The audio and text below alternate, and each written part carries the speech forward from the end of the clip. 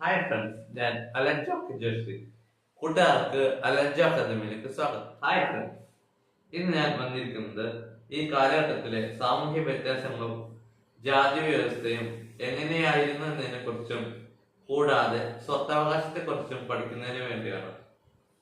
സാമൂഹ്യ വ്യത്യാസങ്ങളും ജാതി വ്യവസ്ഥയും ഋഗ്വേദത്തിലെ പുരുഷ സൂക്തത്തിന്റെ ജാതി പരാമർശം. ഈശ്വരന്റെ വായിൽ നിന്ന് ബ്രാഹ്മണരും കൈകളിൽ നിന്ന് ക്ഷത്രിയരും തുടകളിൽ നിന്ന് വൈശ്യരും പാദങ്ങളിൽ നിന്ന് ശൂദ്രരും ജനിച്ചു.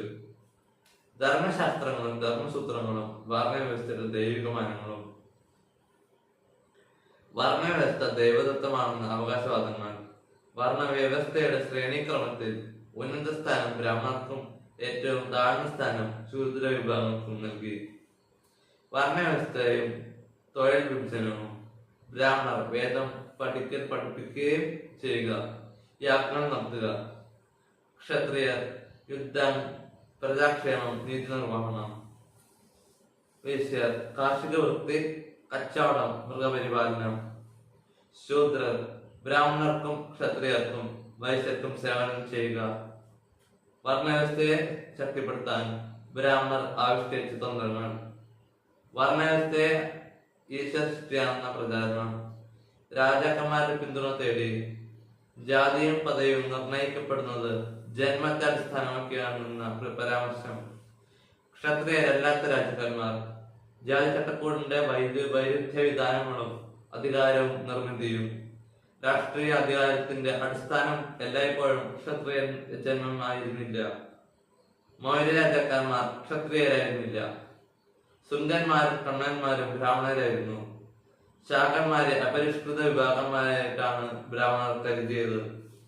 ശാതവാഹന രാജാക്കന്മാർ ബ്രാഹ്മണരാണെന്ന് കരുതപ്പെടുന്നു. ജാതിയും സാമൂഹ്യ ചലനാത്മകതയും. ജാതിയുടെ എണ്ണത്തിലുണ്ടായ വർധനവ്. തൊഴിൽ വിഭാഗങ്ങൾ ജാതി വിഭാഗങ്ങളായി മാറി. വർണ്ണവ്യവസ്ഥയ്ക്ക് പുറത്തുള്ളവരെ വിവിധ ജാതികളായി പരിഗണിച്ചു. ഒരേ തൊഴിൽ ചെയ്യുന്ന ജാതി വിഭാഗങ്ങൾ ശ്രേണികളായി സംഘടിച്ചിരുന്നു.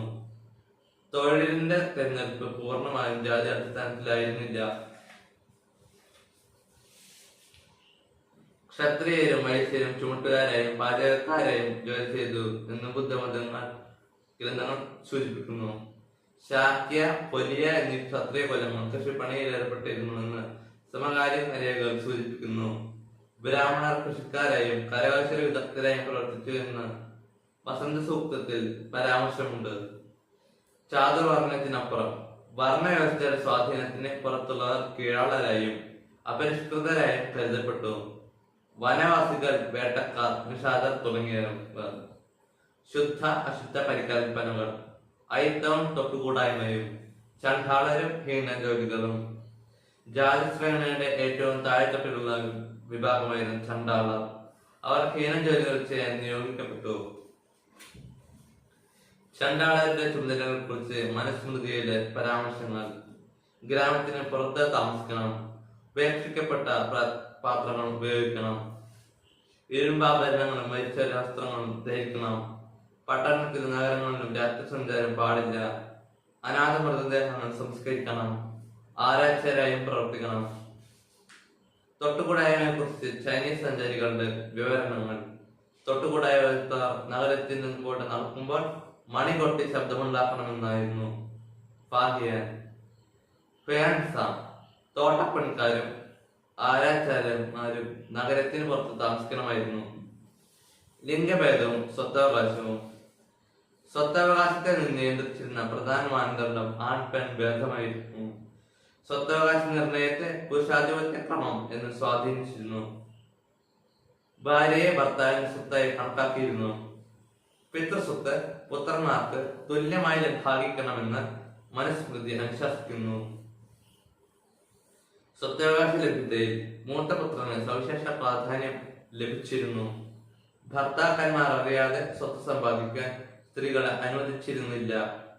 ഉയർന്ന വിഭാഗങ്ങളിൽപ്പെട്ട സ്ത്രീകൾക്ക് സ്വത്തവകാശം ഉണ്ടായിരുന്നു. ഉദാഹരണം വകാടക രാജ്ഞി പ്രഭാവതി ഗുപ്ത. സ്ത്രീ പുരുഷന്മാർക്ക് മനുഷ്യ സ്മൃതി നിർദ്ദേശിച്ച ധനസമ്പാദന മാർഗങ്ങൾ.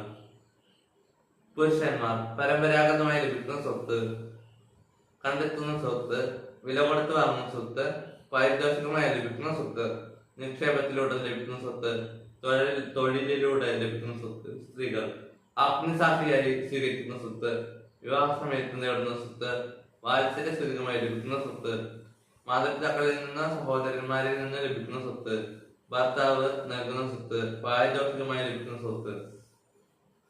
വർണ്ണവും സ്വത്തവകാശവും. സ്വത്തവകാശത്തെ നിയന്ത്രിച്ചിരുന്ന പ്രധാന ഘടകമാണ് വർണ്ണം. വർണ്ണവ്യവസ്ഥയുടെ സ്വാധീന ഫലമായി ബ്രാഹ്മണരും ക്ഷത്രിയരും സമ്പന്ന വിഭാഗമായി മാറി. സാമൂഹ്യ പദവിയെ സംബന്ധിച്ച് ബുദ്ധമതത്തിന്റെ കാഴ്ചപ്പാട് വ്യക്തിത്വത്തിന്റെ പദവി നിർണ്ണയിക്കുന്നത് ജന്മം കൊണ്ടല്ല, കർമ്മം കൊണ്ടാണ്. വർണ്ണവ്യവസ്ഥയേക്കാൾ സമ്പത്താണ് ജനങ്ങളുടെ സാമൂഹ്യ പദവി നിർണ്ണയിച്ചിരുന്നത്. സമ്പത്ത് പങ്കുവയ്ക്കുന്നതിനെ കുറിച്ച് തമിഴ് സംസ്കൃതിയിലുള്ള പരാമർശങ്ങൾ, ഭരണാധികാരികളുടെ ഉദാരത, കാരുണ്യം എന്നിവ ഉയർത്തിക്കാട്ടുന്ന രചനകൾ കഴിഞ്ഞു.